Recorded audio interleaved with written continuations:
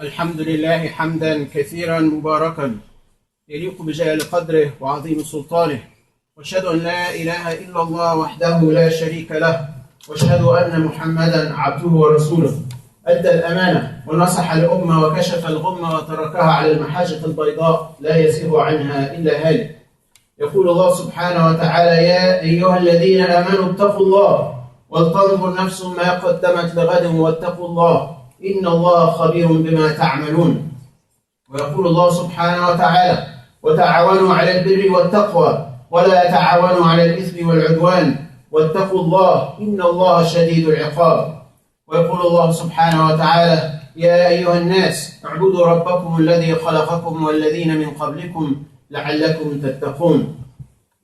I bear witness there's no deity worthy of worship but Allah subhanahu wa ta'ala, the creator, the sustainer, the provider, and the lawmaker. And that indeed He has revealed the law, the constitution that people should follow from above the seventh heaven through Muhammad, His last messenger, peace and blessings be upon him and all of those who follow him until the day of judgment.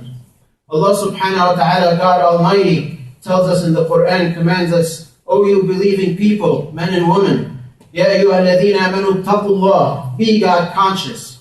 Remember Allah subhanahu wa ta'ala. When the mu'adhin says Allahu Akbar, remember Allah. Reflect on Allah subhanahu wa ta'ala. Reflect that Allah is greater than everything. And because of that, that's the reason we're here. That's the reason we're here. Because Allah is Akbar. He is greater than everything that He, of course, has created.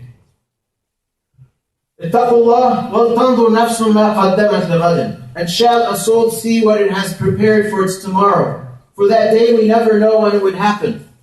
For some of us, it might even be before birth. Before the mother gives birth to her child, it might come out dead. For others, it might be a few days. For a few, it might be a few years. And for some of us, it might be a couple of decades or a few decades. But sooner or later, we're all going to depart this life. We will be under the earth, 6 feet down, awaiting our accountability. It will be either a pit from the hellfire, wal-'iyadhu billah, or a garden from Jannah. So Allah subhanahu wa ta'ala is reminding us in this beautiful ayah, be ready, be prepared for this day. And again, He commands us, and be God conscious, or protect yourself from the anger of Allah subhanahu wa ta'ala through piety in your heart. Indeed, Allah is all-knowing. And Allah subhanahu wa ta'ala commands us to cooperate on righteousness and piety and not to cooperate on evil and transgression or ithm and sin. Indeed, Allah is severe in His punishment. And Allah subhanahu wa ta'ala addresses all of mankind, believing and disbelieving, saying, O you people, worship your Lord, the one who has created you and the nations before you, so you can achieve this taqwa. Inshallah, before we start, I'd ask the brothers who are sitting in the back and on the sides, unless you have a medical condition, if you inshallah could join us closer, because this is the sunnah of the Prophet ﷺ and the Jama'ah. We don't want to have empty gaps, and as the Prophet ﷺ has reminded us in the hadith, the first row gets a lot of blessings and praises by the angels. They witness for the first row. So inshallah, those sitting in the back, the youth on the side, I would ask you to come forward inshallah and get the blessings of the first row. Inshallah, today we continue the journey that we started a couple of months ago and the last khutbah a couple of weeks ago, which is walking the talk. And we started a couple of months talking about how success is dependent on two key elements: Iman, belief, coupled with work. Each one cannot work by itself. Each one does not stand alone, but they have to work together. As Allah subhanahu wa ta'ala tells us in multiple places in the Quran, لِيَبْلُوَكُمْ أَيُّكُمْ أَحْسَنُ عَمَلًا الَّذِينَ آمَنُوا وَعَمِلُوا الصَّالِحَاتِ. He's giving glad tidings in Surah Al-Kahf to the people who believe, وَعَمِلُوا الصَّالِحَاتِ. He didn't just say those who believe. We always see that Allah subhanahu wa ta'ala says those who believe and do the good deeds, there's no fear upon them. There's no fear. There's nothing for them to worry about. And this is the formula for success. And we talked about Surah Al-Asr and the 4 elements that if anyone is missing those, he or she shall be among the losers. And we talked about how in the last khutbah, 2 examples of deeds that are significant and important. The salah deed, which is a gift, as the Prophet ﷺ mentioned in one hadith, it is the pleasure or the coolness of his eyes. And of course, it's an obligation on the believer. If we lose it, then we're out of Islam. And the deed of being good to our fellow Muslims and to fellow humans in general. When we look around, Allah subhanahu wa ta'ala has blessed us, specifically the Muslims in this country, with two great blessings. The blessing of Iman and Islam, and the blessing of living in a country that is advanced, that is progressive in the different sciences and fields. And this is a blessing that many of us might have taken for granted. But if we just reflect for a few moments, some of us have family members back in Palestine, or Syria, or Pakistan, or Egypt, or any of these other places, or Africa, where there's a lot of atrocities and difficulties. But alhamdulillah, we wake up in the morning in peace. We pray our prayers, we can come to the masjid. There's no police checkpoint stopping us, checking our IDs, telling us, where are you going? No, you can't go back home. Like what happens in a lot of what is so-called Muslim countries. Or in other parts of the east of the planet, where they might be arrested just because they're going to the masjid at this early hour of the day, or because they're fasting Ramadan. So alhamdulillah, Allah has blessed us with peace and safety, and with the ability to come and congregate in this beautiful place in the house of Allah subhanahu wa ta'ala.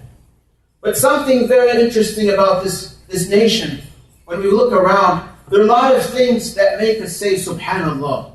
When we look at the medical advancement and the engineering advancements that take place in the research labs and the universities of this country, it is only a believer who sees the results and sees the manifestation of this and says, subhanallah, indeed it is Him who made the human intellect able to develop this airplane that can take off at 500 miles an hour and through the aerodynamics lift itself and cruise into the skies for 22 hours non-stop from New York to China and land peacefully.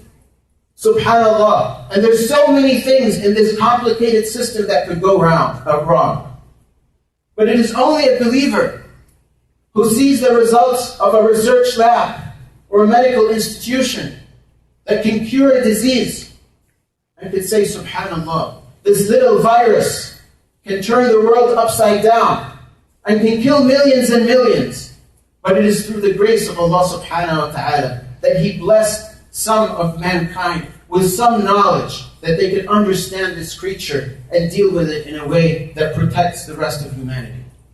It is only a believer who can see this stuff and reflect on the presence of Allah subhanahu wa ta'ala. There are many people who work in these fields who are not believers. They don't even believe in the existence of a Lord or a deity or a creator. And they call this just Mother Nature. So this indeed is a blessing.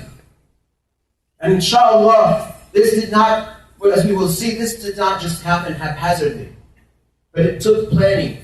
It took meticulous and details. It took effort and hard work. People who went to school, who studied, who advanced, who took the responsibilities in this life seriously, regardless whether they're Muslim or non-Muslim. People did not become scientists just, out of coincidence. They did not become authors and writers just because, it happened one day. It was hard work. And Allah subhanahu wa ta'ala gives us this parable in the Quran, as we shall see.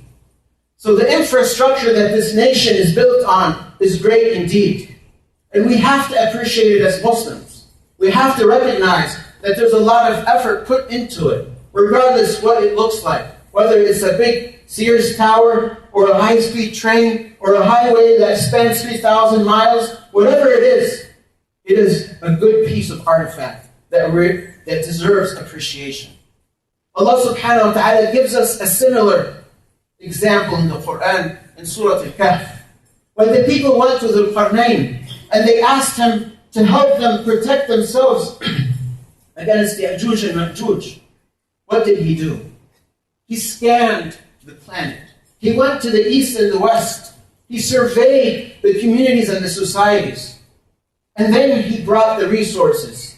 First, he said, مَا مَكَّنِّي فِيهِ رَبِّي خَيْرٌ. Whatever my Lord allows me and gives me enablement, makes me enabled to do, inshallah will be good, will be khayr. I can't do anything except by the will of Allah subhanahu wa ta'ala. So the first thing he did is he did tawakkul ala Allah. He purified his intention. He had this taqwa that we just started the khutbah talking about. He remembered Allah subhanahu wa ta'ala and remembered that this job he's doing, building this dam, which is an engineering artifact by today's standards, is only for the sake of Allah subhanahu wa ta'ala. And the success will only come through Allah subhanahu wa ta'ala. And to get the reward for it in this life and in the hereafter, this intention has to be in his heart. It has to be recognized. It has to be there in his heart. So he said, مَا مَكَّنِّي فِيهِ رَبِّي خَيْرٌ. Whatever my Lord allows me to do is good, because it comes from Allah. فَأَعِينُونِي بِقُوَّةٍ. Now he gathered a team of people. He gathered a community. He can't do it alone. Today, unfortunately, we see a lot of institutions in the Islamic sector, non-profit, who operate by one or two people, even though they might have a board. But there's this one or two people that you see coming around, doing the traffic, giving the announcement, telling people where to park, collecting the donations. And this is not acceptable. Where's the rest of the community? This is not what Dhul Qarnayn did. He brought a team of people together. And the quwwah, a strong team that could work together steadily and steadfast. And then he started getting the resources. Zubar al-Hadid. He started putting the iron and the molten copper on top of it to build that big set. So it was a process. And it took time.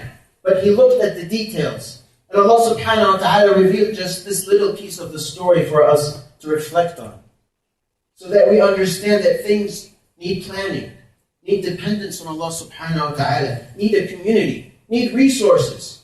It's not just enough that you be a Muslim, you pray the 5 prayers and you be a good pious Muslim, but you're bankrupt financially.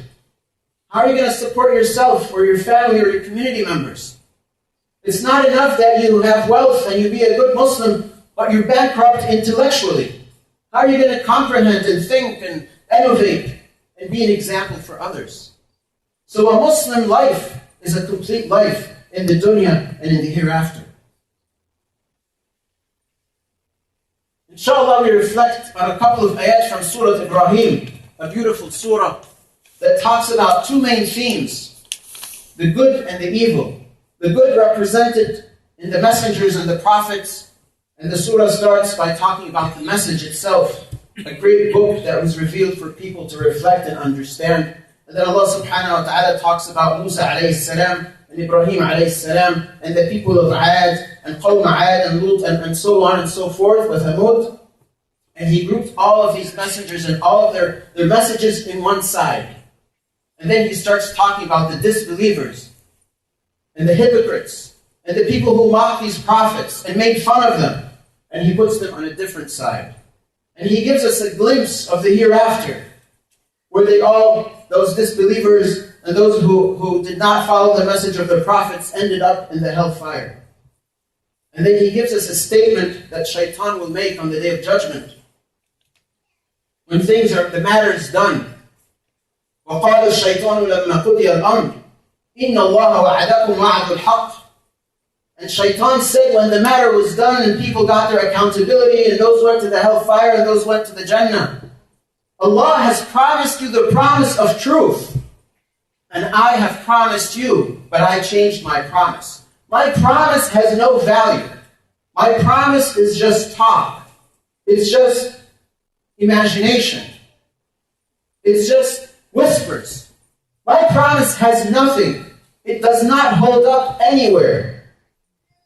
فَأَخْلَفْتُكُمْ وَمَا كَانَ لِي عَلَيْكُمْ بِسُلْطَانٍ. And I had no control or authority over you. I just invited you, and you accepted the invitation. That's all it is. I said just, sit on the couch, watch the news, and don't worry about Isha. I said just go look for more money. Don't worry about, your kids. They're fine, they're playing with the neighbor's kids. I just whispered in your ear. I said, it's okay to do this. It's okay that these people are being killed. What can we do about it? I made you complacent. I invited you to be lazy. I invited you to be stingy and to hold back. And you just accepted the invitation. I have no control over you. This is what Shaitan will tell the disbelievers and those who followed him on the day of judgment. فَلَا تَلُومُونِي وَلُومُوا أَنفُسَكُمْ. Don't blame me, blame yourself. Blame yourself. And then a few ayats after that, Allah subhanahu wa ta'ala talks about a beautiful example. And this is the core of the khutbah today. So inshallah, I ask that we all pay attention, especially the young people. Where Allah subhanahu wa ta'ala asks us a question. أَلَمْ تَرَ كَيْفَ ضَرَبَ اللَّهُ مَثَلًا كَلِمَةً طَيِّبَةً كَشَجَرَةٍ طَيِّبَةٍ. Have you not seen how Allah has gave a parable, an example, a good word, similar to a good tree? أَصْلُهَا ثَابِتٌ وَفَرْعُهَا فِي السَّمَاءِ. Its roots are held tight and strong down into the earth, and its branches are high up in the skies. تُؤْتِي أُكُلَهَا كُلِّ حِينٍ. It brings its fruits at every moment, or every now and then it brings its fruits. Allah subhanahu wa ta'ala here is revealing to humanity a very important principle, the principle of a strong foundation. This tree has a strong root system, keeping it down in the earth, where it's steadfast against the wind and the storms and the tornadoes. Whatever hits it, it's strong there. It's held fast, set fast against the desires and the temptations. It's not leaning left or right. It doesn't care. It has deep roots. Not just that, it's standing with dignity and honor and courage, to the point that its branches are high up in the sky, giving provisions every once in a while to people and creation around it. And there are different interpretations of what this tree symbolizes and what this word symbolizes. Some scholars say the word could be something as simple as a smile in the face of your brother. Just a good deed. And other scholars could say it could be as comprehensive and complete as the entirety of Islam.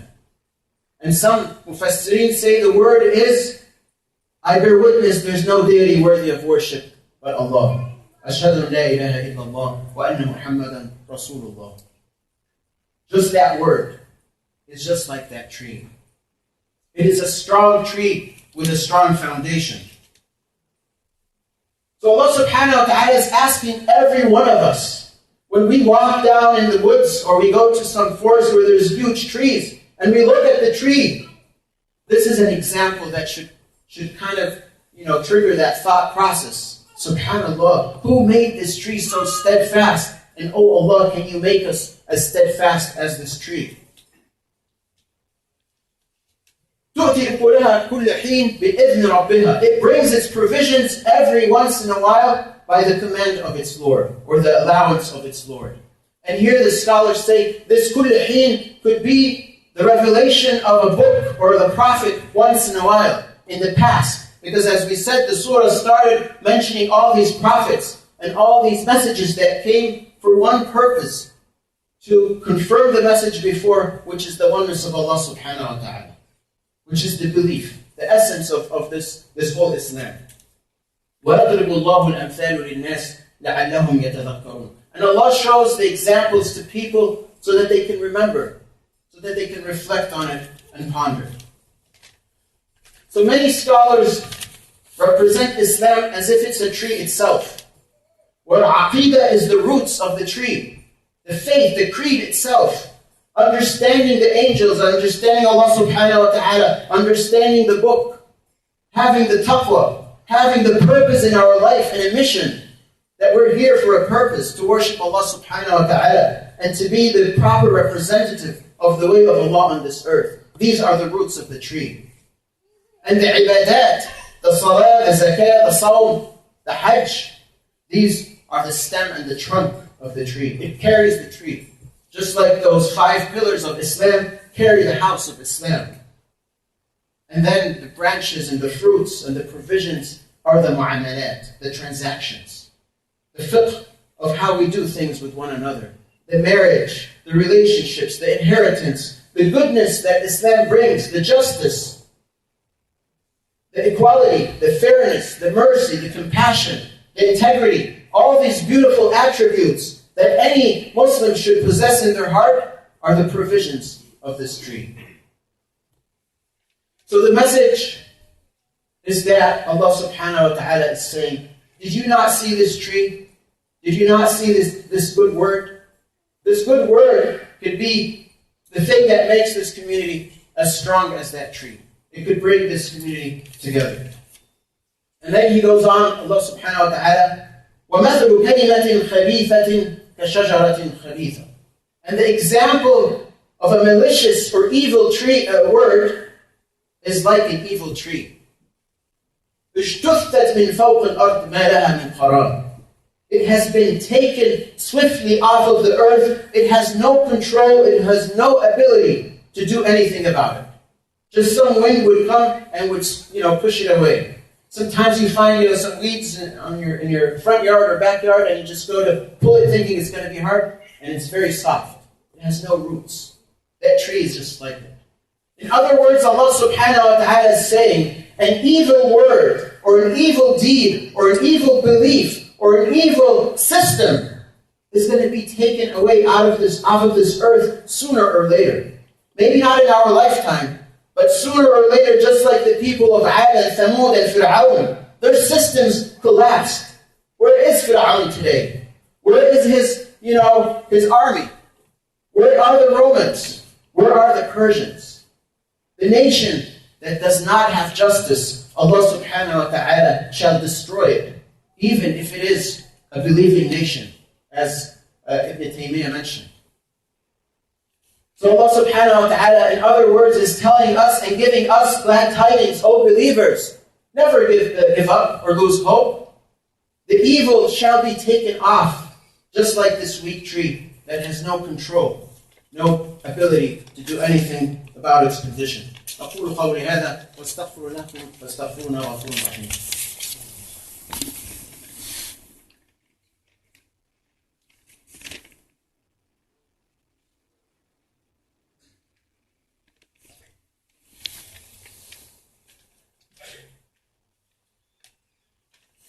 الحمد لله رب العالمين والصلاة والسلام على سيدنا محمد خاتم الرسل النبيين ومن اتبعهم بإحسان إلى يوم الدين. Inshallah, my dear brothers and sisters, we want to leave today's khutbah striving to be a strong tree. Striving to be someone who can sit in a khutbah for 25 minutes without looking at his phone. Striving to be the parent who gets out of their comfort to go sit with their child before they sleep, to read them a story, or to talk to them about their day.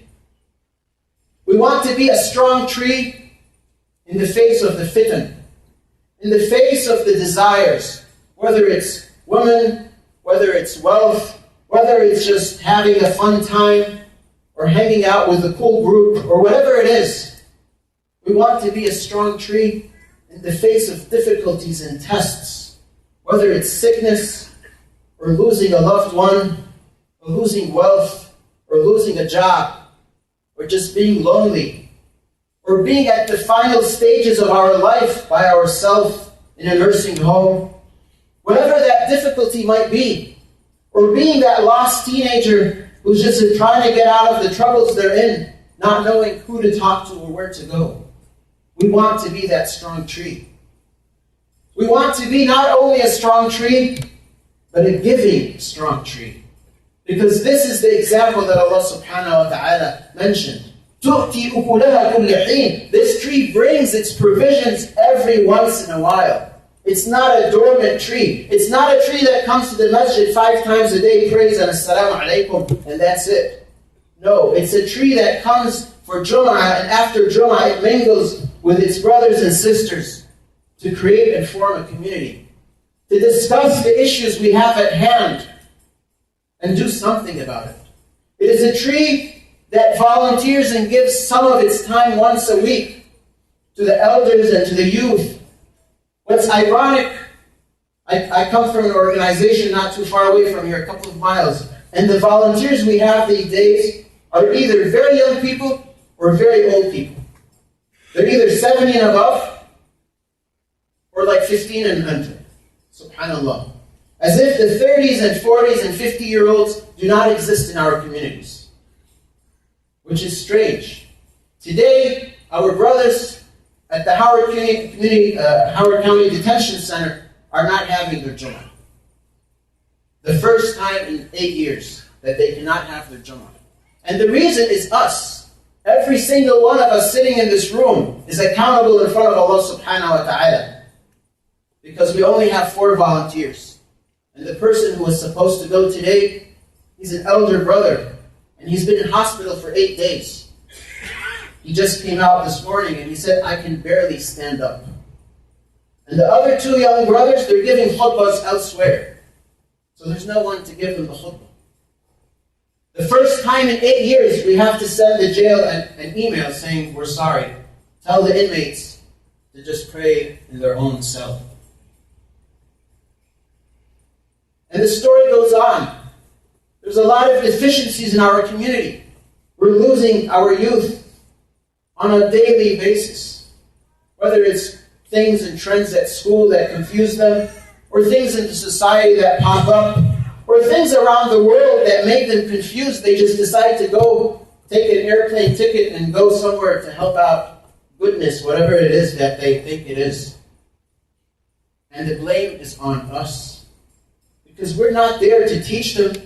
We're not there to sit down with them and explain to them who are these groups and what they're about, or even what Islam is all about. To most of our youth, all they understand about Islam is this is halal and this is haram. And most of the things are haram from their perspective. When it's the complete opposite.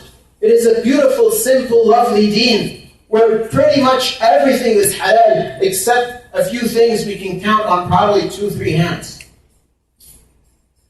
And these are the evil things that if we truly understand the beauty of Islam, no one would want to approach them to start with. It is because our youth are so confused. They've become alienated from our faith. They feel that they have no identity. They're confused between being, whoever can fit in their school and Muhammad or Ahmad or Kareem in the masjid. And emotionally and psychologically, that is devastating for them. And some of them cannot be that strong tree, so they collapse. Our elders are getting older, and some of them are starting to live by themselves. Because again, in the past 30 years, we failed to build communities that now can take in these elders and give them dignity and honor in their last days. Last week, I was approached by a 70-year-old brother who escaped his home country 14 years ago when he made it known to the public that they have a health epidemic, hepatitis C. And he was threatened that his life would be taken. And he was ordered basically to leave the country within 24 hours. So he landed here in this nation. Since then he's been living alone, but he's been active on the internet, writing articles for some online magazines, talking about global issues. But he has a slew of medical problems because of the torture he endured when he was back home. And now his daughter comes to live with him to give him some assistance, and the landlord kicks him out. Because according to the state where he lives in, 2 people can't live in his 1-bedroom apartment. So he has to move out. And this brother on Eid Day sends a message saying, I wish Allah can take my life. I wish Allah can take my life because I feel after this old age, I've stood for the truth. He stood in the face of the president of his home country at a public event and asked him, how come hepatitis C is so prevalent in this country? They snatched him on the side, and within 6 hours, he got a threat. He said, I stood up for the truth when I could have been a multimillionaire. They closed down my publishing house, And I could have been a famous public figure. But I chose integrity. I chose the truth. I chose the path of Islam. And this is his situation today. So we want to be a strong tree, a tree that has passion to our youngsters. A tree can understand them and connect with them. A tree that has passion and compassion and mercy for each other, one another. That can give each other excuses and extend our hand to help each other, to build a true community. A community is a place where people do things together on a daily basis. It's not 1 hour a week. It's not, 12:30 to 1 o'clock on Sunday when parents pick up their kids, or from 12 to 3 on Jummah. That's not a community. That's just people coming doing their bare minimum obligation, and they're going back to their own life, their own business. But a community is when each one of us here knows who the other person is. They understand each other. They have a common goal to elevate the Howard community Muslims, to spread the message of Islam, because it is a message worthy of spreading. And we live in a nation that is worthy of embracing it. So why are we not doing that? Why are we letting others define what Islam is for our own children in the media, in the schools, in the public arena, and sometimes even in our own masjids? One time, a talk was given at an area masjid, and this brother walked up in the middle of the talk, and he disrupted it, and he started criticizing left and right, to the point that the youth who were sitting there became so confused. Some of them stopped coming to the masjid. They said, you know what? These people are not qualified, so it's better not to come at all. We need scholars, as if these scholars are going to fall down off from the sky upon us. These scholars are not going to come to us unless we're worthy of receiving them. Then Allah subhanahu wa ta'ala will send us the scholars. He will make those scholars come from among us. But no scholar is going to drop off from the sky on us, and we're sitting complacent, waiting for some scholar. So the question that I leave each one of us today is, what are we going to do?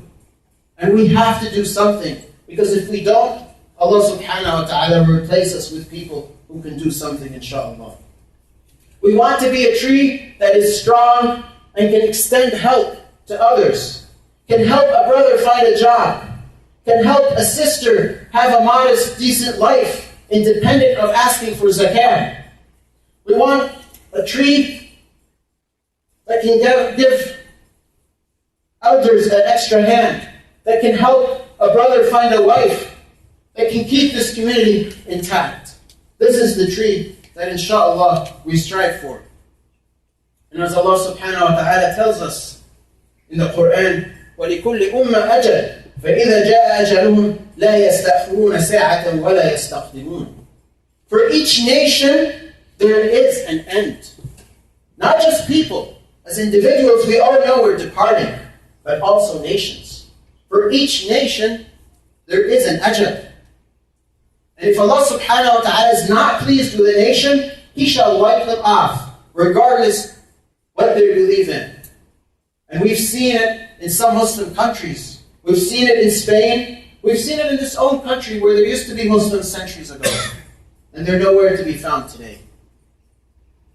Allah subhanahu wa ta'ala in Surah Yunus, وَلَقَدْ أَهْلَكْنَا الْقُرُونَ مِنْ قَبْلِكُمْ لَمَّا ظَلَمُوا وَجَاءَتْهُمْ رُسُلُهُم بِالْبَيِّنَاتِ. We have destroyed the nations before you when they were unjust. And the clear signs have came to them. The clear message was given to them. And they refused it. وَمَا كَانُوا لِيُؤْمِنُوا. And they would not have believed. كَذَلِكَ نَجْزِي الْقَوْمَ الْمُجْرِمِينَ. These are the criminals. The ones who get the message, they reject it, and they don't want to believe in it. ثُمَّ جَعَلْنَاكُمْ خَلَائِفَ فِي الْأَرْضِ. And then we made you the believers, the inheritors, and the representatives on this planet. Yunus alayhi salam had a mission. His mission was to spread the guidance. He was a prophet. And he spent so much effort spreading the message that no one believed in him. So he kind of gave up. He said, this place is no good. I'm just going to go somewhere else. He jumped on the boat. The boat was about to sink. They said someone has to jump off. 3 times they choose someone and it comes out to be Yunus alayhi salam. So he jumps off. And Allah subhanahu wa ta'ala makes the whale swallow him. And Allah subhanahu wa ta'ala tells us in the Quran, Yunus alayhi salam would have stayed in the belly of the whale until the day of judgment. Including this day and the future until the day of judgment, except that he remembered his mission. He remembered that Allah has sent him for a purpose to deliver a message, not necessarily to change people's hearts. That's not in his control. Our job is to spread the message. Our job is to connect with our kids. Our job is to do something for our elders. Whether the result happens or not is not in our hands. We might never see the results. The Prophet ﷺ is not living amongst us here to see Islam in Howard County. He did his job and he left the results to Allah subhanahu wa ta'ala. So when Yunus alayhi salam recognized this, he said, La ilaha illa anta subhanak inni kuntu min al-zalimin. Indeed, there's no deity but you, Allah. I have been from among the transgressors. And only at that point, Allah subhanahu wa ta'ala brought him back. And when he came back to his town, he found that everyone became a believer. This is a test from Allah subhanahu wa ta'ala. Just like Yunus alayhi salam and all the other prophets, we are being tested. So are we going to walk away? Are we going to be lazy like Allah subhanahu wa ta'ala described Adam alayhi salam when he said, فَلَمْ نَجِدْ لَهُ عَزْمًا? We did not find in him energy and power and motivation. Are we going to stand strong? So 4 steps, inshallah. We want to be the best we can. We don't want our youth to be a doctor or an engineer or an accountant or a scholar. We want them to be the best. We want them to be the engineer that invents something of use for humanity. While he's inventing it, he remembers Allah subhanahu wa ta'ala. Oh Allah, make my product work because it's going to save the lives of millions of people. Oh Allah, make this medicine work because it's going to cure millions of people. We want our youth to be the mayors and the governors and the attorneys and the engineers and the scientists and the scholars who make a change. Not the ones who go to an 8 to 5 job to make some money, get married, have kids, and the cycle repeats. Because that is not a tree that is giving. The tree that is giving is a tree that has impact, that gives life, that makes a change. And as such, we adults, those in our 30s and 40s and 50s, we have to be role models. We cannot be coming to the masjid to pick up our kids at time of salah and we don't go into the masjid. We cannot do that. This is just plain hypocrisy in the eyes of our kids. Even if our hearts are not like that, this is what they see. My dad keeps telling me pray, but he picks me up from Sunday school 1:15. The prayer is 10 minutes later, he doesn't pray. That's how they see it. We have to be role models. To ourselves, to our wives, to our children, to everyone around us. We can't double park in the masjid. We can't come late to Salat Jum'ah, but we're punctual at our jobs. That's a double standard. And a Muslim does not have a double standard. When they told the Prophet ﷺ, we worship your deen 1 year and you worship our deen 1 year, his answer was no. It doesn't work that way.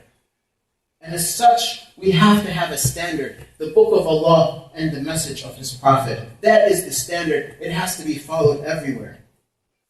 Number 3, preserving our identity, especially for the young generation. We do understand how difficult it is, especially in these times and days with the internet and all the influences you have in the society, to uphold your belief.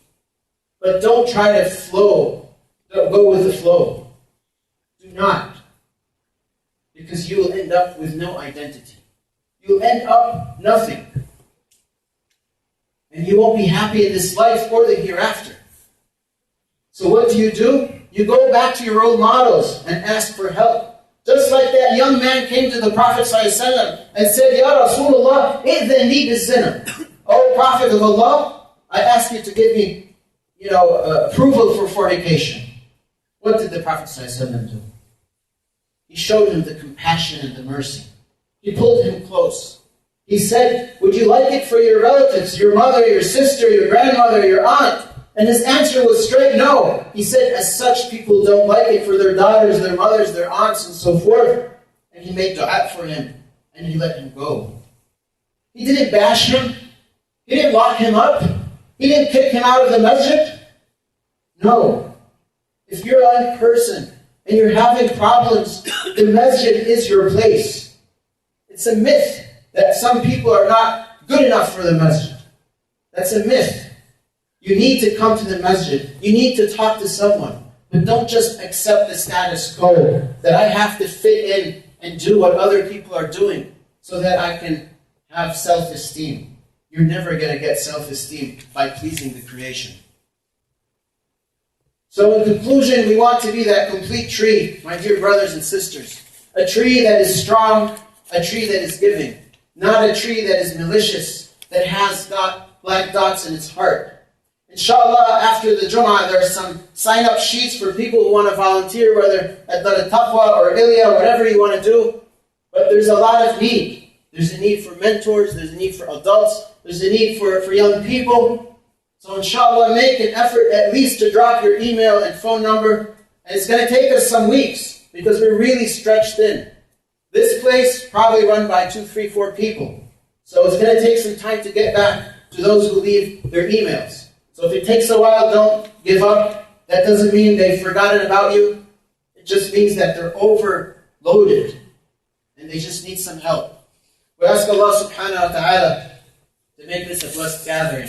We ask Allah subhanahu wa ta'ala to make us among those who follow the book. We ask Allah subhanahu wa ta'ala to give us dignity in this life and mercy in the hereafter. اللهم اجعل جمعنا هذا جمعا مرحوما واجعل تفرقنا من بعده تفرقا معصوما ولا تجعل بيننا شقيا ولا محروما. اللهم نسأل قبل الموت توبة وعند الموت شهادة وبعد الموت جنة ونعيم مقيما. اللهم إنك عفو كريم حليم تحب العفو فاعف عنا. اللهم إنك عفو كريم حليم تحب العفو فاعف عنا. اللهم إنك عفو كريم حليم تحب العفو فاعف عنا. اللهم ائتنا في الدنيا حسنة وفي الآخرة حسنة وقنا عذاب النار. اللهم اشف مرضانا وارحم موتانا واستر ولايانا وبارك لنا في شبابنا وبناتنا واستر عوراتنا يا ارحم الراحمين وارحم كبيرنا وارحم موتانا يا عزيز يا كريم يا غفور يا رحيم. آخر دعوانا الحمد لله رب العالمين والصلاة والسلام على سيدنا محمد خاتم رسل النبيين وأقم الصلاة. أقم الصلاة. أقم الصلاة. أقم الصلاة. أقم الصلاة.